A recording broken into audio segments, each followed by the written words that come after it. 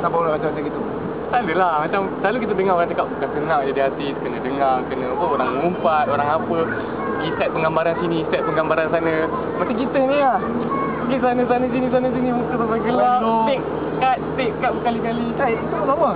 Pakai artis normal tu. Bukan shooting lah, sunting. Dan macam mana pun anda bersama saya Muhammad Yusuf Rahman. Assalamualaikum. Dan juga Muhammad Nur Zambi Abdul Halim. Waalaikumsalam warahmatullahi.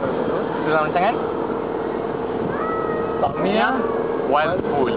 Alamak, jatuh cinta tu aku tengok tak lama gitu. dia macam tiba-tiba lah. Alhamdulillah. Apa pula sebut dia? Alhamdulillah.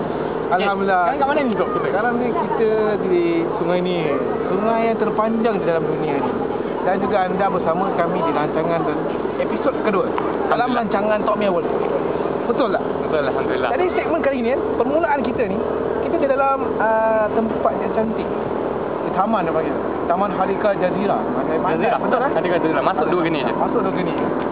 Tiap orang mesti akan datang ke sini. Okey. Kita cerita sikit kepada orang-orang ni tentang sejarah. Sejarah ni. Sungai Nil. Sungai Nil ni pernah diriwayatkan. Riwayatnya tak mestinya sahih, tapi nak dijadikan cerita untuk kita mengambil iktibar. InsyaAllah saya boleh ceritakan. Apabila zaman pemerintahan Saidina Umar bin Khattab, seorang khalifah Allah di muka bumi ini yang menjadi khalifah kepada orang Islam, beliau satu ketika dilaporkan bahawa Sungai Nil itu pernah kering kontang. Kering kontang, jadi adat istiadat orang Mesir ini, apabila Sungai Nil ini kering kontang, mereka akan mencampakkan seorang anak dara sebagai tebusan untuk air ini terus mengalir. Jadi adat atau perbuatan itu sebagai satu khurafat di dalam Islam, dan Saidina Umar mengetahui benda ini, maka dia ingin menghentikan. Apabila pemerintahan Islam telah sampai ke negeri Mesir ini, ingin menghentikan khurafat ini. Jadi Saidina Umar radhiyallahu anhu menulis surat. Dan disuruh untuk campakkan surat itu di sungai ini. Apa isi kandungan surat itu? Antara riwayat yang mengatakan simple saja kandungan dia. Wahai Nil, Assalamualaikum dulu. Wahai Nil, aku khalifah Allah di muka bumi ini, diamanahkan menjadi khalifah Islam di muka bumi ini. Mengalirlah kau di bawah perintah Allah SWT. Maka sungai Nil pun dengan kebesaran yang Allah Ta'ala berikan kepada Saidina Umar, mengalir dan terus mengalir kerana tunduk dan patuh kepada khalifah Islam. Cuba kita tengok khalifah pada zaman dulu, bukan dia memakmurkan rakyat, masyarakat, membina jalan-jalan dan hospital dan sekolah, tetapi pokok, sungai, batu semua tunduk kepada dia. Itulah kebesaran khalifah pada masa dahulu. Ini sedikit sebanyak Sungai Nil. Memang seronok lah nak katakan tentang sejarah Sungai Nil ni. Di antara tempat-tempat yang menarik ataupun tumpuan-tumpuan yang menarik yang ada kat Mesir ni.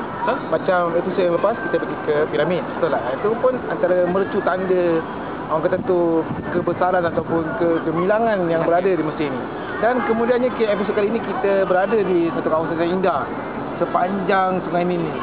So memang tempat dia memang ada satu daya tarikan pelancong. Tidak secara langsung lah. Tapi apakah ini saja tempat-tempat kita? Kita akan pergi ke tempat lain yang cool-cool, yang cantik, yang unik-unik kan? Yang cantik, yang molek-molek, yang itu siapa? Terus nak pancing. Okey. So, kalau kita insya-Allah teruskan bersama kami, dan kita akan menerokai lagi Mesir dengan rancangan Tahniah Walful.